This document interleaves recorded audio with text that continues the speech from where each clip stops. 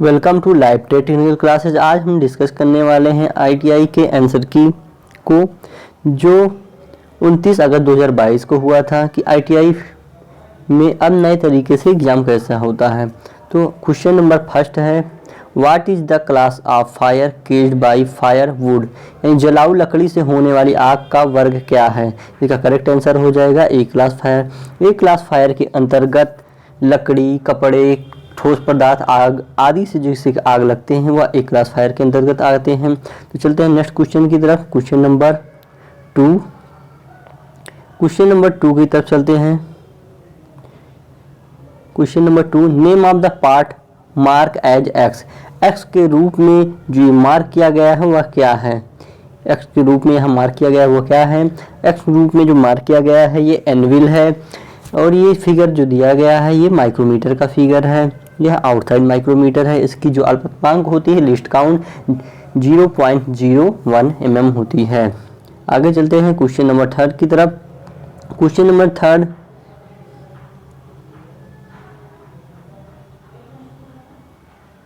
What is the purpose of back gear unit in lathe machine, खराद machine में back gear unit का क्या उद्देश्य है। Option number A, to avoid abnormal impact on spindle, धुरी पर असामान्य प्रभाव से बचाने के लिए। ऑप्शन नंबर बी है, reduce the spindle speed. Option number B, reduce the spindle speed, spindle की गति को कम करने के लिए। ऑप्शन नंबर सी, quick change spindle speed, spindle speed को जल्दी से बदलने के लिए। इंक्रीज, ऑप्शन नंबर डी है, increase the spindle speed, spindle की स्पीड को बढ़ाने के लिए। तो इसका करेक्ट आंसर हो जाएगा option number B.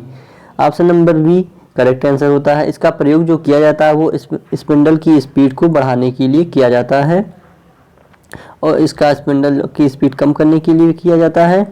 Next question, question number 4, name of the weld joint, यह वेल्ड ज्वाइंट का प्रकार है। इसका करेक्ट आंसर क्या है, ऑप्शन है option number A butt joint, option number B है टी ज्वाइंट, ऑप्शन नंबर है C at joint, option number D है लैब ज्वाइंट। तो यह जो फिगर दिया गया है वेल्डिंग ज्वाइंट का नाम बताना है, तो ये करेक्ट आंसर इसका हो जाएगा बट ज्वाइंट। बट ज्वाइंट जो होता है उसमें दोनों जाब को, पार्ट जाब या पार्ट बी जाब को, दोनों पार्ट को आपस में टक्कर यानी सटा के जोड़ा जाता है। और लैब ज्वाइंट जो होता है उसमें एक जाब के ऊपर दूसरे जाब को ऊपर रख कर वेल्डिंग किया जाता है। टी ज्वाइंट जो होता है एक जाब के बीच में दूसरे जाब को रख कर जोड़ा जाता है। और कॉर्नर ज्वाइंट जो होता है दूसरे जाब के एज को लगाकर जोड़ा जाता है। अगला question, question number 5, which material is use for the manufacturing of the lathe bed, lathe bed के निर्माण के लिए किस सामग्री का प्रयोग किया जाता है। Option number A tool steel, option number B है cast iron, option number C wrought iron, option number D है माइल्ड स्टील। तो लेथ बेड की जो निर्माण किया जाता है उसमें प्रयोग किया जाता है cast iron. Cast iron option number B correct है। और क्यों प्रयोग किया जाता है कास्ट आयरन, इसलिए प्रयोग किया जाता है क्योंकि मशीनेबिलिटी का गुण सबसे अच्छा होता है, और कास्ट आयरन में जो होता है वो मैलेबिलिटी का गुण अच्छा होने के कारण यह बहुत सस्ता होता है, और मशीनिंग गुण बहुत अच्छा होता है, और कंप्रेसिव लोड जो होता है सबसे ज़्यादा यह सह सकता है। इसका करेक्ट आंसर है option number B cast iron. अगला question, question number 6, what is the use of reamer, reamer का प्रयोग क्या है। Option number A finishing to correct size of the drilled hole, option number B drill a hole, option number C enlarging a hole, option number D threading a hole. तो reamer का प्रयोग हम किस लिए करते हैं, what is the use of reamer, reamer का प्रयोग किया जाता है छिद्र किए, जो ड्रिल के द्वारा छिद्र किए होते हैं वो सुराख सही नहीं होते, कुछ टेपर होते हैं, या वाइब्रेशन के कारण या मशीन की खराब अवस्था के कारण इनमें कुछ टेपर हो जाता है। तो इन टेपर को और होल को शुद्ध साइज में बनाने के लिए हम रीमर का प्रयोग करते हैं। रीमर के द्वारा हम इसे एक्यूरेट साइज में बनाते हैं। इसका correct answer option number A. Next question, question number 7, name of the part the reamer, ये जो रीमर दिखाए गए हैं फिगर में इस रीमर का टाइप बताना है, ये कौन से प्रकार का रीमर है। तो उसका ऑप्शन नंबर, इस रीमर के प्रकार बताएं। तो ऑप्शन नंबर ए है taper reamer, option number B है helical reamer, option number C है machine reamer, option number D है हैंड रीमर। तो इसका करेक्ट आंसर क्या हो जाएगा हैंड रीमर। हैंड रीमर इसका करेक्ट आंसर होगा। क्यों करेक्ट आंसर होगा ये भी जानना जरूरी है, क्योंकि इस हैंड रीमर में पहचानने के लिए सबसे अच्छा होता है कि इसका टैंक को देखना चाहिए। टैंक अगर स्क्वायर दिखाई दे रहा है तो हमें यह समझना चाहिए यह हमारा हैंड रीमर है। हैंड रीमर है टैप रिंच या टैप रिंच में ही इसका प्रयोग पकड़ के इस्तेमाल किया जाता है, और इसको रीमिंग करने के लिए हम जाब को बेंच वाइज में बांध कर प्रयोग करते हैं। और हैंड रीमर और मशीन रीमर में मुख्यतः यह अंतर होता है कि हैंड रीमर जो होता है इसका प्रयोग टेपर लीड ज़्यादा लंबा होता है, मशीन रीमर का टेपर लीड कम लंबा होता है। तो आगे बढ़ते हैं नेक्स्ट क्वेश्चन की तरफ। क्वेश्चन नंबर 8 की तरफ। What is the value of one vernier division of a vernier micrometer in thimble graduation. Thimble graduation में वर्नियर माइक्रोमीटर के एक वर्नियर डिवीजन का मान क्या होता है? What is the value of the one vernier division of a vernier micrometer in thimbal graduation? इसका correct answer क्या होगा? ऑप्शन नंबर ए दिया है 0.002 mm, ऑप्शन नंबर बी है 0.009 mm, ऑप्शन नंबर सी है 0.01 mm, ऑप्शन नंबर डी है 0.02 mm। तो इसका करेक्ट आंसर हो जाएगा 0.009 mm। इसका correct answer option number B सही है। आगे चलते हैं नेक्स्ट क्वेश्चन की तरफ। Question number 9। What is the name of the tool use to cut thicker sheet? यानी मोटी सीड को काटने के लिए प्रयुक्त उपकरण का टूल का नाम क्या है? ऑप्शन नंबर ए है bent snips, option number B है straight snips, option number C है lever shear, option number D है सर्कल कटिंग मशीन। इसका करेक्ट आंसर हो जाएगा option number C circle cutting machine, यानी option number C lever shear सही हो जाएगा। जो लीवर सीवर होता है इसका प्रयोग जो मोटी चादर धातुओं को काटने के लिए किया जाता है। जो बेंच सीयर होती है या हैंड सीयर जिसे हम कहते हैं, या बेंच सीयर जो होती है, उसके द्वारा हम धातु की चादर को 6 mm की मोटाई में काटने के लिए प्रयोग करते हैं, या गोल राड को जो होता है वो 10 mm की मोटाई की गोल राड को काटा जाता है। Next question, question number 10। What is the term use for the looseness of tightness existing between the two mating part? दो मैटिंग पार्टों के बीच में ढीलेपन या जकड़न के लिए को जानने के लिए कौन सा शब्द का इस्तेमाल किया जाता है? इसका करेक्ट आंसर क्या हो जाएगा? ऑप्शन नंबर ए है अलाउंस, ऑप्शन नंबर बी है टॉलरेंस, ऑप्शन नंबर सी है फिट, ऑप्शन नंबर डी है लिमिट। तो इसका करेक्ट आंसर हो जाएगा ऑप्शन नंबर सी फिट, यानी दो पार्टों के बीच में जो आपसी संबंध होता है उसे फिट कहते हैं। इसमें आपसी संबंध होने के बाद इसमें कुछ लूजपन होता है, कुछ टाइटनेस होता है, जिस कारण यह फिट बनता है। और दो हाई लिमिट और लो लिमिट के बीच के अंतर को हम क्या कहते हैं? टॉलरेंस कहते हैं। Next question, question number 11। Name the zinc coated iron. Zinc coated iron का नाम बता रहा है। Option number A tin iron, option number B stainless steel, option number C black iron, option number D galvanised iron. तो इसका correct answer क्या हो जाएगा? गैल्वेनाइड आयरन। गैल्वेनाइड आयरन जो होता है इसके ऊपर हम आयरन के ऊपर जिंक की परत चढ़ाते हैं। जिंक की परत चढ़ाने के लिए हम इसमें जो हमारा बात होता है, बात में हम जिंक को पिघलाते हैं, उसमें हम अब पार्ट को डिप करते हैं, जिससे इसके ऊपर गैल्वेनाइड का परत चढ़ जाता है। तो इसका correct answer option number D होगा।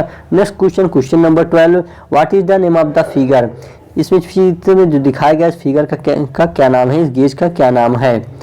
तो आगे चलते हैं ऑप्शन की तरफ। ऑप्शन नंबर ए है ring gauge, option number B है feeler gauge, option number C है radius gauge, option number D है स्क्रू पिच गेज। ये जो फिगर दिखाया गया है या फिगर जो है यह इस गेज का क्या नाम है? ये है स्क्रू पिच गेज है। स्क्रू पिच गेज का प्रयोग किया जाता है चूड़ियों की पिच को मापने के लिए किया जाता है। आगे चलते हैं next question, question number 13। What is the angle of holding the scraper? नरम धातु के लिए स्क्रैपर को पकड़ने के कोण क्या होता है? ऑप्शन नंबर ए 20 अंश, ऑप्शन नंबर बी 60 अंश, ऑप्शन नंबर सी 30 अंश, ऑप्शन नंबर डी 40 अंश। इसका करेक्ट आंसर है ऑप्शन नंबर ए 20 अंश। आगे चलते हैं question number 14। Which chisel is use for cutting oil groove? Oil groove काटने के लिए किस छीनी का प्रयोग किया जाता है? Option number A diamond point chisel, option number B half round नोच chisel, option number C flat chisel, option number D web chisel. यानी जो हम काटने के लिए आलू प्रयोग करते हैं, कौन से छीने का प्रयोग करते हैं, इसका correct answer option number B, half round नोच चीजल का प्रयोग आलू काटने के लिए करते हैं। हाफ नोच चीजल का प्रयोग बीयरिंग के अंदर भी करते हैं, या कास्टिंग के पार्ट को जो अतिरिक्त मटेरियल होते हैं उसे हटाने के लिए भी करते हैं। और कीवे काटने के लिए हम क्रॉस कट या कैप चीजल का प्रयोग करते हैं। डायमंड पॉइंट चीजल का प्रयोग हम कार्नर आदि को, शार्प कार्नर आदि को हटाने के लिए प्रयोग करते हैं। Next question, question number 15, which part of a reamer is remove the chips. Reamer का कौन सा भाग चिप्स को हटाता है? Option number A cutting edge, option number B face, option number C heel, option number D flutes. तो reamer का कौन सा भाग जो है वो चिप्स को हटाता है? इसका correct answer option number D flute. Flute के द्वारा जो होता है वो चिप्स को हटाया जाता है, और फ्लूट के द्वारा ही हमारा जो कूलेंट होता है वो रीमर के पॉइंट तक पहुंचता है। इसका correct answer option number D होगा। Next question, question number 16, which bolt in the assembly prevent the relative movement between the workpiece. Assembly में कौन सा बोल्ट वर्कपीस के सापेक्ष चाल को रोकता है? इसका करेक्ट आंसर क्या हो जाएगा? Option number A body fit bolt, option number B anti fatigue bolt, option number C self locking bolt, option number D T bolt. तो इसका करेक्ट आंसर क्या होगा? असेंबली में कौन सा पार्ट, असेंबली में कौन सा बोल्ट वर्कपीस के बीच सापेक्ष चाल को रोकता है? तो बॉडी फिट बोल्ट जो होता है उसके चाल को रोकता है। इसका correct answer option number A होगा। Next question, question number 17, name the type of seam. मतलब इस सीम के प्रकार का नाम बताना है। ये कौन सा सीम है? ये हमारा जो है लैप सीम के अंतर्गत आता है। Option number A double groove seam है, option number B lap seam है, option number C double seam है, ऑप्शन नंबर डी है ग्रूव सीम। तो इसका करेक्ट आंसर हो जाएगा option number B lap seam. ये जो है लैप सीम के अंतर्गत आता है, और इसका करेक्ट आंसर है ऑप्शन नंबर बी लैप सीम। तो नेक्स्ट क्वेश्चन चलते हैं, question number 18, what is tolerance. Tolerance क्या है? व्हाट इज टॉलरेंस, इसमें टॉलरेंस क्या है इसमें दिखाया गया है। टॉलरेंस क्या है? इसमें हाई लिमिट और लो लिमिट जो हमें दिखाया गया है। एक फिगर दिया गया है, ये बड़ा सर्कल, एक छोटा सर्कल दिया गया है, इसके टॉलरेंस पूछा गया है। तो जो होल साइज और सॉफ्ट साइज दिया गया है, तो इसमें है 25 प्लस माइनस 0.02। तो इसका हमारा जो टॉलरेंस हो जाएगा कितना हो जाएगा? 25.04।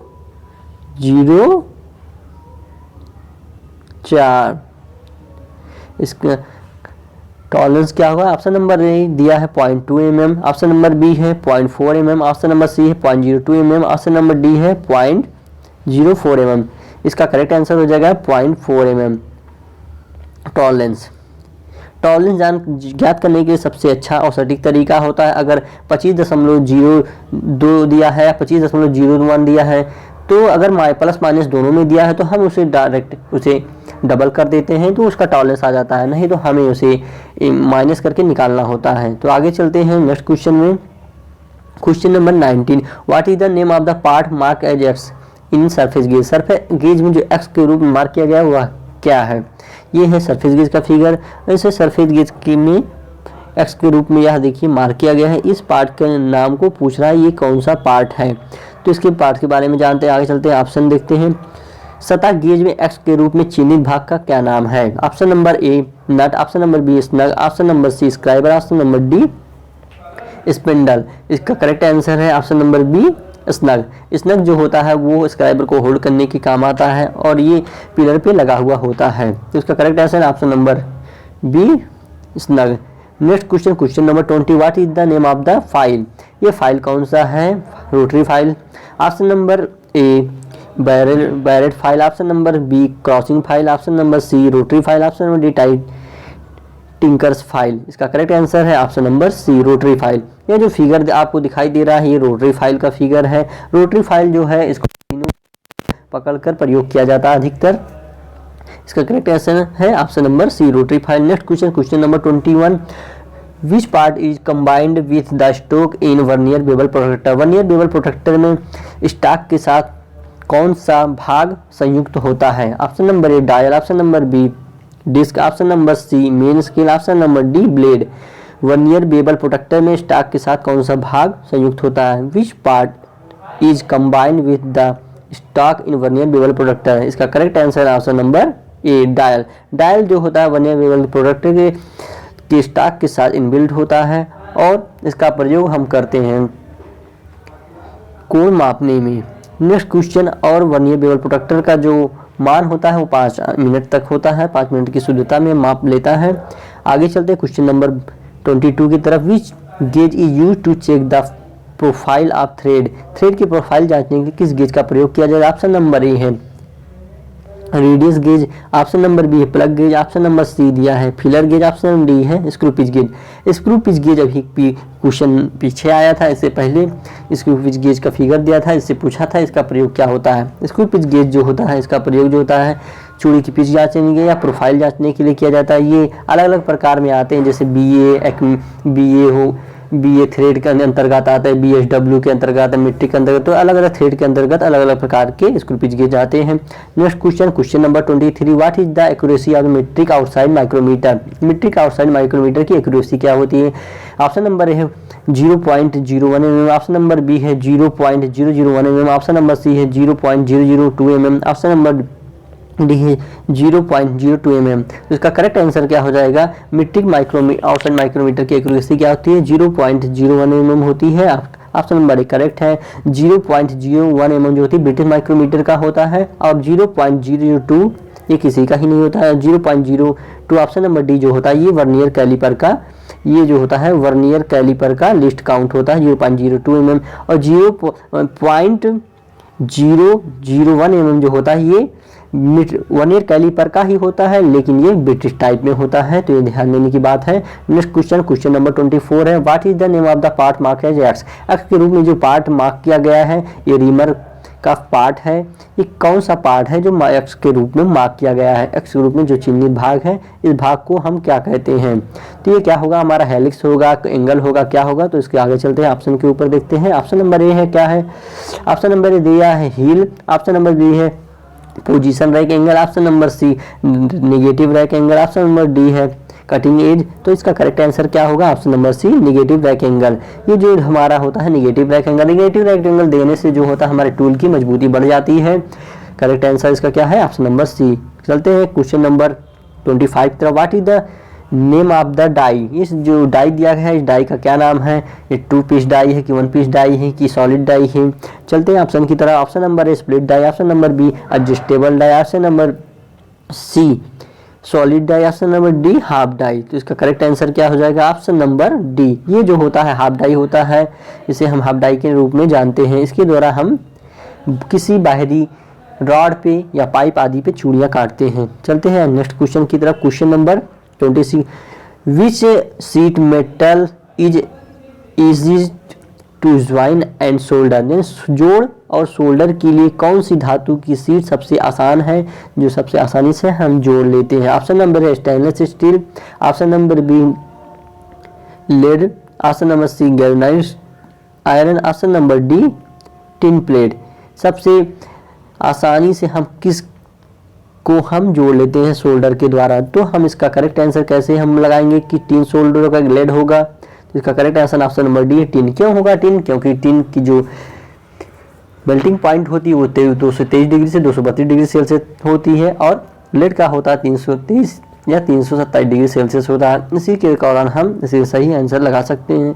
इसका correct answer option number D tin plate. Next question, question number 27, what is the name of the part mark x. X के रूप में मार्क ये पार्ट क्या है? ये जो फाइल हमारा दिख रहा है फिगर में, ये फाइल में एक्स के रूप में जो चिन्हित है ये क्या है?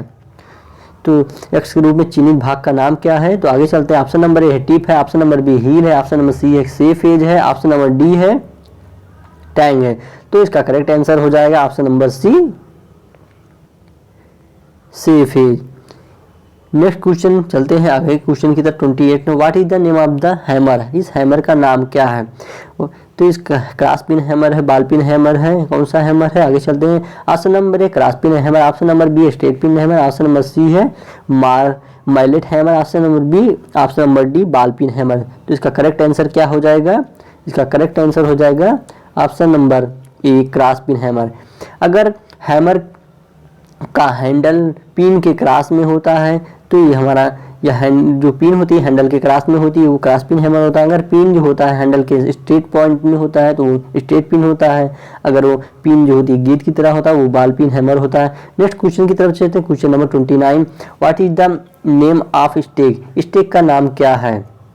ऑप्शन नंबर ए है हॉर्स, ऑप्शन नंबर बी है funnel stake, option number C है crossing iron, option number D है बीक आयरन। इसका करेक्ट आंसर क्या हो जाएगा? Option number B funnel stake. Funnel stake जो होता है इसका प्रयोग जो किया जाता है शीट मेटल में चादर की कीप आदि को बनाने के लिए प्रयोग किया जाता है। आगे चलते हैं क्वेश्चन नंबर 30 की तरफ। What is which comes under physical occupational hazard? कौन सी यांत्रिक व्यवसायिक खतरे के अंतर्गत आता है? ऑप्शन नंबर ए है unguarded machinery, option number B is unskilled, option number C toxic, option number D noise शोर। इसका करेक्ट आंसर क्या हो जाएगा? Option number A unguarded. यानी अनगार्डेड मशीन जो होती है वो यांत्रिक व्यवसायिक खतरे के अंतर्गत आता है जिससे दुर्घटना होने की चांस ज़्यादा होती है। उसमें व्यक्ति के बाल, व्यक्ति के कपड़े या हाथ आदि जाने की संभावना ज़्यादा होती है। नेक्स्ट क्वेश्चन की तरफ चलते हैं। Question number 31, what is the name of fit? ये जो फिट दिखाया गया है ये कौन से प्रकार है? ये फिट जो दिखाया गया है ये किस प्रकार की फिट है? इस फिट का नाम क्या है? तो चलते हैं ऑप्शन की तरफ। Option number A shrinkage fit, option number B interference fit, option number C clearance fit, option number D transition fit. इसका करेक्ट आंसर क्या हो जाएगा? Option number C clearance fit. Clearance fit जो होता है उसमें होल का शाफ्ट, तो इसका करेक्ट आंसर हो जाएगा option number C clearance fit. Clearance fit में जो होता है होल का व्यास अधिक होता है और शाफ्ट का व्यास कम होता है। इंटरफेरेंस में इसका विपरीत होता है, होल का व्यास कम होता है, शाफ्ट का व्यास अधिक होता है। ट्रांजिशन फिट जो होती है उसमें होल का व्यास और शाफ्ट का व्यास लगभग बराबर होता है। चलते हैं क्वेश्चन नंबर 32 की तरफ। Which hammer is suitable for riveting? कौन सा हैमर जो होता है रिवेटिंग के लिए उपयुक्त होता है? स्ट्रेट पिन हैमर होता है, प्लास्टिक हैमर होता है, ऑप्शन नंबर सी है cross pin hammer, option number D है ball pin hammer. Ball pin hammer का प्रयोग जो होता है हम रिवेटिंग के लिए करते हैं। इसका अधिकतर प्रयोग जो होता है वर्कशॉप में किया जाता है, कार्यशाला में किया जाता है। नेक्स्ट क्वेश्चन की तरफ चलते हैं। Question number 33, name the portion mark as X in screw thread? Screw thread में जो एक्स के रूप में ये मार्क किया गया है वो क्या है? इसको हम क्या कहते हैं जो एक्स के रूप में मार्क किया गया है? तो आगे चलते हैं। ऑप्शन नंबर ए है पिच, ऑप्शन नंबर बी है फ्लैंक, ऑप्शन नंबर सी है थ्रेड, ऑप्शन नंबर सी है लेड, ऑप्शन नंबर डी है डेप्थ। तो इसका करेक्ट आंसर क्या हो जाएगा? Option number D depth. Screw thread में ये जो फिगर दिया गया है यह डेप्थ का होता है। डेप्थ यानी कि चूड़ी की गहराई। एक चूड़ी के क्रैश से और उसके रूट तक की बीच की जो दूरी होती है, रूट से क्रैश तक की भी जो लंबाई होती है हम उसे क्या कहते हैं, या गहराई जो होती है उसे हम कहते हैं चूड़ी की डेप्थ कहते हैं। आगे चलते हैं क्वेश्चन नंबर 34 की तरफ। What is the name of the micrometer? ये जो माइक्रोमीटर दिखाया गया है इस माइक्रोमीटर का क्या नाम है? ऑप्शन नंबर ए है depth micrometer, option number B outside micrometer, option number C है inside micrometer, option number D है वर्नियर माइक्रोमीटर। यह जो फिगर दिखाया गया है आपको इस फिगर को ध्यान से देखेंगे, ये डेप्थ माइक्रोमीटर है। इसका प्रयोग जो किया जाता है वो होल, शाफ्ट, होल आदि के व्यास को मापने के लिए या ब्लाइंड होल को चेक करने के लिए या स्टेप को आदि को जांचने के लिए प्रयोग किया जाता है। इसका करेक्ट आंसर हो जाएगा option number A depth micrometer. Depth micrometer की जो रीडिंग ली जाती है वो बिल्कुल उल्टी ली जाती है इनसाइड माइक्रोमीटर या आउटसाइड माइक्रोमीटर के तुलना में। आगे चलते हैं question number 35। Which file is used for die sinker work? Die sinker कार्य के लिए किस फाइल का प्रयोग किया जाता है? Option number A mill saw file, option number B crossing file, option number C riffler file, option number D barrette file. तो इस कौन सा फाइल का प्रयोग किया जाता है डाई सिंकर कार में? डाई सिंकर कार में जो फाइल प्रयोग की जाती है वो रिफलर फाइल का प्रयोग की जाती है। वार्डिंग फाइल का जो प्रयोग किया जाता है ताला चाबी आदि बनाने के लिए किया जाता है। आगे चलते हैं क्वेश्चन नंबर 36 की तरफ। What is the name of part mark as X? X के रूप में जो चिन्हित किया गया उसका नाम बताना है। ये जो एक्स के रूप में चिन्हित किया गया है नाम बताना है। तो इसका ऑप्शन नंबर ए है body, option number B square head, option number C fingers, option number D collar. जो एक्स के रूप में जो चिन्हित किया गया है इसका नाम बताना है। ये क्या है? फिंगर। ये जो है हमारा टैप एक्सट्रैक्टर होता है, जिसके द्वारा हम टूटे हुए टैप आदि को, टूटे हुए स्टड आदि को निकालने के लिए प्रयोग करते हैं। ये जो होते हैं इसमें फिंगर बने होते हैं, जैसे चार, अमूमन 4 फिंगर होते हैं, जिसको हम टैप के फ्लूट में डालकर उसे टाइट करके, कॉलर को टाइट करके हम टैप आदि को घुमा के निकाल लेते हैं। ये फिंगर होता है। आगे चलते हैं क्वेश्चन नंबर 37 तरफ। Which rivet is used to avoid the projection of rivet head? Rivet सिर के प्रक्षेपण से बचने के लिए किस रिवेट का उपयोग किया जाता है? Option number A snap head rivet, option number B countersunk head rivet, option number C conical head rivet, option number D pan head rivet. इसका करेक्ट आंसर क्या हो जाएगा? रिवेट के जो सिरे होते हैं उसके खराब होने से बचाने के लिए हम किसका प्रयोग करते हैं? इसका प्रयोग यानी बचने के, जो रिवेट का सिर होता है, सिरा यानी सतह से समतल हो और उसे बचाने के लिए कार को, जिससे बिना रुकावट के वो हमारा कार स्लाइड हो सके या हम कार कर सके, तो कौन सा रिवेट का प्रयोग करते हैं? काउंटर सैंक हेड रिवेट का प्रयोग करते हैं। और इसके अलावा रिवेट के हेड को बचाने के लिए हम किसका प्रयोग करते हैं? डॉली आदि का जो सहारा देने के लिए प्रयोग करते हैं, जिससे हम रिवेट का हेड बनाते समय वो खराब नहीं होता है। रिवेट स्नैप और रिवेट टूल आदि जो होते हैं जो रिवेट बनाने में प्रयोग किया जाता है। आगे चलते हैं क्वेश्चन नंबर 38 की तरफ। Name the part marked as X. X के रूप में जो यह चिन्हित किया गया है फाइल में, यह क्या है? तो ये किस पार्ट को दर्शाता है? चलते हैं ऑप्शन की तरफ। Option number A shoulder, option number B ferrule, option number C edge, option number D heel. तो एक्स के रूप में जो ये चिन्हित किया गया है क्या है? ये हमारा है फेरूल। फेरूल क्या होता है? फेरूल जो होता है माइल्ड स्टील का, लोहे का माइल्ड स्टील यानी माइल्ड स्टील का छल्ला होता है, जिसका प्रयोग हम लोहे की छल्ले का प्रयोग जो हम करते हैं वो लकड़ी के हैंडल या प्लास्टिक के हैंडल को ठोकते समय फटने से बचाने के लिए करते हैं। इसका करेक्ट आंसर हो जाएगा ऑप्शन नंबर बी फेरूल। अगला क्वेश्चन है वर्कशॉप कैलकुलेशन एंड साइंस से है। एक वर्ग गज की भुजा क्या होगी? इसका क्षेत्रफल 625 mm स्क्वायर है। इसका correct answer option number B 25 mm दिया है। किसी कंडक्टर में इलेक्ट्रॉन का प्रवाह क्या होता है? What is the flow of electrons in any conductor? इसका correct answer option number C धारा दिया हुआ है। आगे चलते हैं क्वेश्चन नंबर 3 की तरफ। वर्कशॉप कैलकुलेशन का यह क्वेश्चन है। व्हाट आर फंडामेंटल यूनिट, यानी फंडामेंटल यूनिट हमारी कौन कौन सी है? इसमें फंडामेंटल यूनिट को हमें इसमें चूज करना है। लेंथ, मास एंड टाइम, यानी हमारी लंबाई, द्रव्यमान और समय जो हमारा ये फंडामेंटल यूनिट है, इकाई है। आगे चलते हैं। What is the boiling point of water? Water का बॉइलिंग पॉइंट क्या होता है, यानी क्वथनांक क्या होता है? पानी जो होता है, पानी का जो क्वथनांक होता है 100 डिग्री सेल्सियस होता है और हिमांक 0 डिग्री सेल्सियस होता है। इसका correct answer option number B होगा। और पानी का सबसे ज़्यादा जो आयतन होता है वो 4 डिग्री सेल्सियस पे होता है। आगे चलते हैं क्वेश्चन नंबर 5 की तरफ। What is called mass per unit volume of a substance? किसी पदार्थ के द्रव्यमान प्रति इकाई आयतन को क्या कहते हैं? ऑप्शन नंबर ए है mass, option number B density, option number C volume, option number D weight. इसका करेक्ट आंसर है ऑप्शन नंबर बी डेंसिटी, घनत्व। आगे चलते हैं क्वेश्चन नंबर 6 की तरफ। What is the square root of 529, यानी 529 का वर्गमूल क्या होगा? इसका करेक्ट आंसर है ऑप्शन नंबर ए 23। आगे चलते हैं क्वेश्चन नंबर इंजीनियरिंग ड्राइंग का क्वेश्चन आ गया। इसके पहले 6 क्वेश्चन ड्राइंग के आते हैं और 6 ही क्वेश्चन जो है इंजीनियरिंग ड्राइंग के रहेंगे। चलते हैं इसमें देखते हैं। Which drawing dimension is correct as per IS standard? IS मानक के अनुसार कौन सा ड्राइंग आयाम सही है? तो इसका करेक्ट आंसर क्या हो जाएगा? ऑप्शन नंबर ए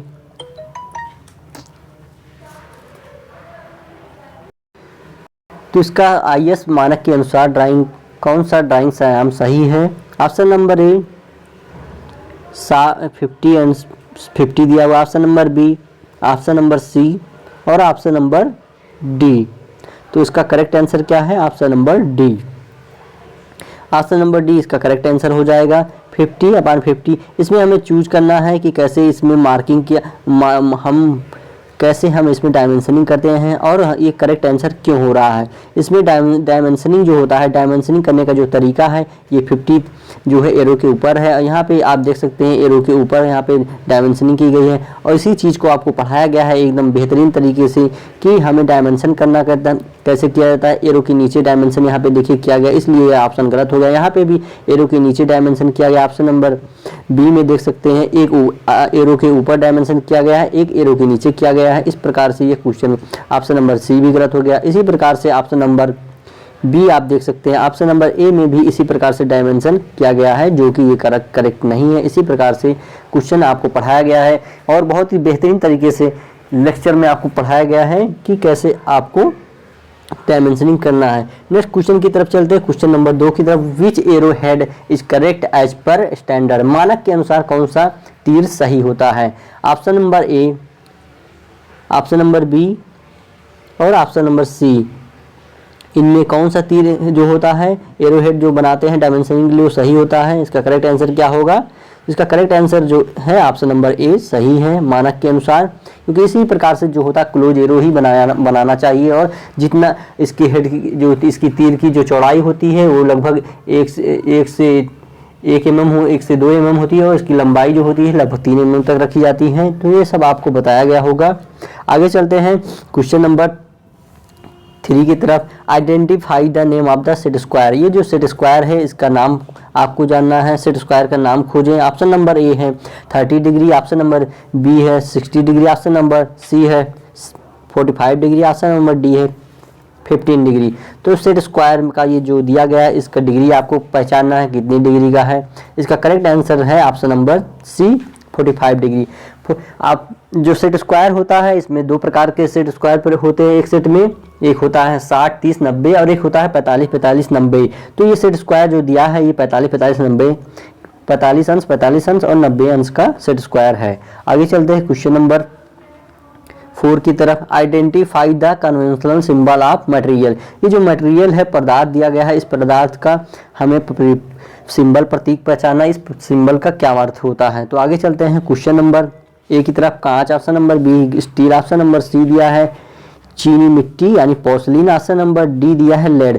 तो ये जो सिंबल हमें दिया है प्रतीक दिया ये कौन सा किसका प्रतिनिधित्व करता है। ये स्टील का प्रतिनिधित्व करता है, option number B correct answer है। चलते हैं नेक्स्ट क्वेश्चन की तरफ। क्वेश्चन नंबर 5 की तरफ। Identify the conventional symbol of material, ये जो मटेरियल दिया है ये किस पदार्थ की मटेरियल के लिए ये सिंबल है, किस पदार्थ के लिए प्रयुक्त होगा। ऑप्शन नंबर ए है कंक्रीट, ऑप्शन नंबर ए है ग्लास, ऑप्शन नंबर बी दिया है कंक्रीट, ऑप्शन नंबर सी है स्टील, ऑप्शन नंबर डी है वुड। ये जो सिंबल है किसका प्रतिनिधित्व करता है, तो ये है ग्लास यानी शीशा जो होते हैं उसका ये उसके लिए प्रयुक्त होता है। इसके अलावा बहुत से सिंबल होते हैं जो ड्राइंग में प्रयोग किए जाते हैं। क्वेश्चन नंबर 6 है identify the correct align system dimensions, यानी सही संरेखित सिस्टम आयाम को पहचान करें। इसका करेक्ट आंसर क्या हो जाएगा। ऑप्शन नंबर ए आपको दिखाई दे रहा है, ऑप्शन नंबर बी आप देख सकते हैं, ऑप्शन नंबर सी और ऑप्शन नंबर डी। इसमें करेक्ट आंसर क्या हो जाएगा। इसका करेक्ट आंसर है ऑप्शन नंबर ए। अलाइन सिस्टम में जो होता है वो हमें डायमेंशनिंग किया जाता है, वो अपर साइड और साइड से हमें डायमेंशनिंग करना होता है। जैसे इससे पहले आपने डायमेंशनिंग किया होगा। इसका करेक्ट आंसर क्या हो जाएगा ऑप्शन नंबर ए। चलते हैं नेक्स्ट क्वेश्चन की तरफ। क्वेश्चन नंबर 1, अब तीसरा पार्ट आ गया है एम्प्लॉयबिलिटी स्किल का। क्वेश्चन नंबर 1 है which of the following statement is true, निम्नलिखित में से कौन सा वर्तव्य विवरण सत्य है, यानी जो स्टेटमेंट दिया है वाक्य दिया है कौन से इसमें सही है। हमें एक साधारण समस्या को हल करने के लिए भी एक कोर्स करने की आवश्यकता है। We need to purpose a course to even solve a simple problem. Option number B आप जितनी अधिक समस्याओं का समाधान करेंगे समस्याओं को सुलझने में आप उतने ही बेहतर होंगे। ऑप्शन नंबर सी है किसी भी समस्या का समाधान केवल विशेषज्ञ ही कर सकते हैं। ऑप्शन नंबर डी है किसी भी समस्या का समाधान जरूरी नहीं है। इसका करेक्ट आंसर हो जाएगा ऑप्शन नंबर बी। आप जितना समस्या का समाधान करेंगे, आप समस्याओं को जितने ही उलझेंगे, आप उतने ही बेहतर बनेंगे। Next question, question number 2 contents one और मोर वर्कशीट में एक या अधिक कार्यपत्र होते हैं। किसमें होते हैं? वर्कबुक में होते हैं, वर्क फाइल में होते हैं, एड्रेस बार में होते हैं, डॉक्यूमेंट में होते हैं। इसका करेक्ट आंसर है वर्कबुक में होते हैं। इसका correct answer option number A. अगला चलते हैं अगले क्वेश्चन की तरफ। Question number 3 which one is not a part of triple A listening. कौन ट्रिपल ए लिसनिंग का हिस्सा नहीं है? Option number A honesty, option number B adjustment, option number C attitude, option number D attention. इसका correct answer है option number A honesty. अगला चलते हैं क्वेश्चन की तरफ। Question number 4 after recording interview call what is the next step. साक्षात्कार call प्राप्त करने के बाद अगला कदम क्या है? Option number A send resume, option number B send application letter, option number C appear at interview साक्षात्कार में जाए, option number C appear at interview, option number D prepare the resume तैयार करें। इसका करेक्ट आंसर क्या हो जाएगा? Option number सी साक्षात्कार में जाएं।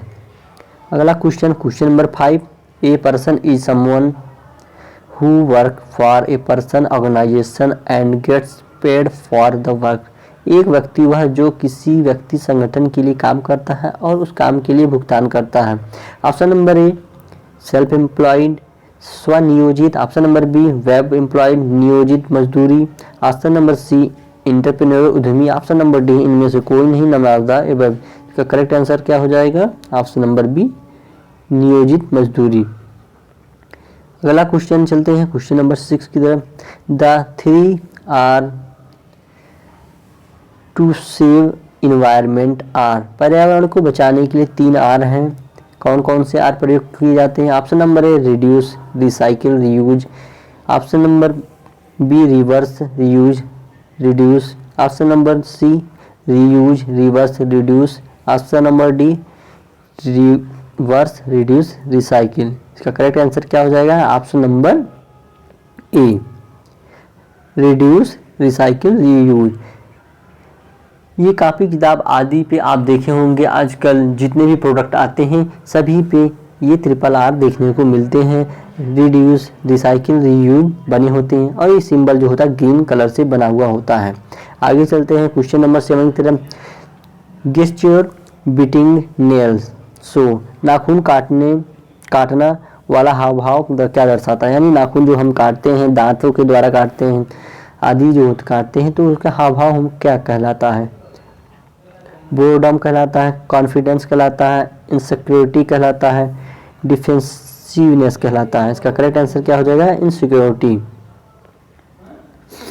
आगे चलते हैं नेक्स्ट क्वेश्चन की तरफ। Question number 8 the expansion of ATM is. यानी एटीएम का विस्तार रूप क्या होता है?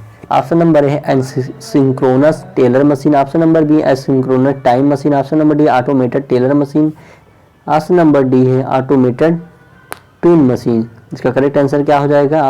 Option number C automated teller machine. Next question की तरफ चलते हैं। Question number 9 the word when denote. शब्द व्हेन किसको दर्शाता है? टाइम को दर्शाता है, पर्सन व्यक्ति को दर्शाता है, थिंक चीज़ों को दर्शाता है, प्लेस स्थान को दिखाता है। व्हेन किसको दर्शाता है? टाइम को दर्शाता है। Next question, question number 10 what does M stand for in SMART goal. SMART goal यानी लक्ष्य में एम का क्या अर्थ होता है? Option number A meaningful, option number B है मेजरेबल, ऑप्शन नंबर सी है मेमोरेबल, ऑप्शन नंबर डी है मैनेजेबल। तो इसका करेक्ट आंसर क्या है? Option number B measurable. चलते हैं नेक्स्ट क्वेश्चन, क्वेश्चन नंबर 11 की तरफ। The 4 stage of getting customer are. ग्राहक प्राप्त करने के 4 चरण कौन कौन से होते हैं? Attention, retention, satisfaction, loyalty. Option number B है attention, retention, sale, loyalty, option number C acquisition, remember, satisfaction, option number C है लॉयल्टी, ऑप्शन नंबर डी है एक्विजिशन, रिटेंशन, सेटिस्फेक्शन, लॉयल्टी। इसका करेक्ट आंसर क्या हो जाएगा? Option number D. Next question की तरफ चलते हैं, क्वेश्चन नंबर 12 की तरफ। Which of these document are not compulsory required for international travel. इनमें से कौन सा दस्तावेज अंतर्राष्ट्रीय यात्रा के लिए अनिवार्य रूप से आवश्यक नहीं है? Visa, passport, personal identification, Aadhaar card. Option number D electric bill. इसका करेक्ट आंसर क्या हो जाएगा? Option number D. Electric bill का प्रयोग हम इंटरनेशनल यात्रा के दौरान प्रयोग नहीं करते हैं। Question number 13, what is the mindfulness. Mindfulness क्या है? ऑप्शन नंबर ए है it is the word used to describe people who are full of thought. यह उन लोगों का वर्णन करने के लिए इस्तेमाल किया जाने वाला शब्द है जो विचारों से भरी हुई हैं। Option number B it is about sharpening your brain. यह आपके दिमाग को तेज करने के बारे में। ऑप्शन नंबर सी है it is the ability to be fully present in a moment. यह एक पल में पूरी तरह से उपस्थित होने की क्षमता है। ऑप्शन नंबर डी है it is the technique of non minding anything. यह किसी भी चीज पर ध्यान न देने की तकनीक है। इसका करेक्ट आंसर क्या हो जाएगा? Option number C. यह एक पल में पूरी तरह से उपयोग होने की क्षमता है। तो इसका करेक्ट क्या? माइंडफुलनेस का आंसर क्या हो जाएगा? यह एक पल में पूरी तरह से उपस्थित होने की क्षमता है। इसका correct answer option number C. चलते हैं नेक्स्ट क्वेश्चन की तरफ। Question number 14, when you speak to a person you need to. जब आप किसी व्यक्ति से बात करते हैं तो आप क्या करते हैं? Option number A look away from the person. व्यक्ति से दूर देखो। Option number B look at the floor. मंजिल को देखो। Option number C look at the person in a friendly. व्यक्ति को मित्रपूर्ण तरीके से देखो। ऑप्शन नंबर डी है स्टेयर एट द पर्सन। व्यक्ति को घूरे। इसका करेक्ट आंसर क्या हो जाएगा? जब आप किसी व्यक्ति से बात करते हैं तो आपको क्या करना चाहिए? व्यक्ति को फ्रेंडली तरीके से देखना चाहिए। Question number 15, which one is not a storage device. इनमें से कौन सा एक स्टोरेज डिवाइस नहीं है? USB, flash drive, memory card, video tape, printer. इसका करेक्ट आंसर क्या हो जाएगा? एक जो है स्टोरेज डिवाइस नहीं है? Which one are not a storage device. Correct answer है प्रिंटर। प्रिंटर जो है हमारा आउटपुट डिवाइस होता है। Video tape, memory, USB, CD, DVD, ये हार्ड डिस्क ये जो होते हैं हमारे स्टोरेज डिवाइस के अंतर्गत आते हैं। Question number 16, fill in the blanks with suitable adjective for the given sentence. The little girl's eyes related her mistress. दिए गए वाक्य के लिए उपयुक्त विशेषण के साथ रिक्त स्थान भरें। The little girl's eyes related her mistress. Weak, chubby, short-sighted, twinkling. Option number D है क्या? ट्विंकलिंग। इसका करेक्ट आंसर क्या हो जाएगा? ट्विंकलिंग। ट्विंकल का मतलब होता है टिमटिमाना। आगे चलते हैं क्वेश्चन नंबर 17 की तरफ। At what decibels sound become hazard noise pollution. किस डेसिबल पर ध्वनि खतरनाक ध्वनि प्रदूषण बन जाती है? एबव 100 डेसिबल, 100 डेसिबल से ऊपर, एबव 120 डेसिबल, 120 डेसिबल से ऊपर, एबव 80 डेसिबल, 80 डेसिबल से ऊपर। ऑप्शन नंबर डी है एबव 30 डेसिबल, 30 डेसिबल से ऊपर। 80 डेसिबल के ऊपर जो होता है वो क्या होता है? ध्वनि वो प्रदूषण बन जाती है और मनुष्य जो होता है 20,000 डेसिबल तक सुन सकता है। तो चलते हैं नेक्स्ट क्वेश्चन। क्वेश्चन नंबर 18 की तरफ। Fill in the blank with suitable place. Preposition my house is the 3rd floor. उपयुक्त स्थान पूर्व शब्द के साथ रिक्त स्थान भरें। My house is 3rd floor. Option number A under, option number B in, option number at, option number D on. तो करेक्ट आंसर क्या हो जाएगा? D, option number D on. My house is on the 3rd floor. Next question, question number 19। A good way to respond to the question shall we start the discussion is. प्रश्न का उत्तर देने के लिए एक अच्छा तरीका है। Option number A to conclude, option number B to sum up, option number C yes let's start, option number D but don't you think. का करेक्ट आंसर क्या हो जाएगा? Option number C yes let's start. अगला question, question number 20, you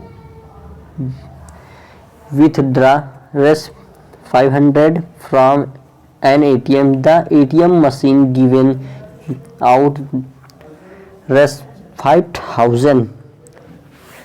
Which of the following would be ethically correct?